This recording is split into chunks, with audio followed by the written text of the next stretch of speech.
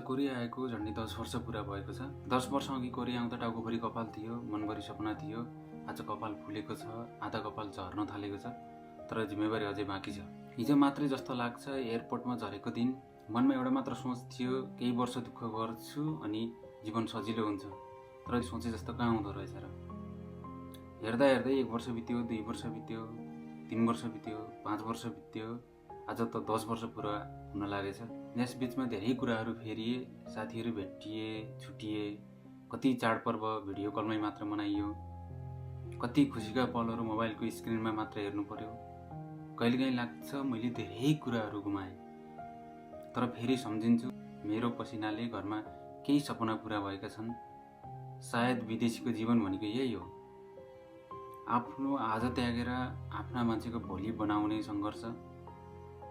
10 वर्षले कपाल फुलायो, आधा कपाल झार्यो, तर सपना अझै झरेको छैन। विदेशले उमेर खायो होला, तर जिम्मेवारी पुरा गर्ने हिम्मत अझै बाँकी छ।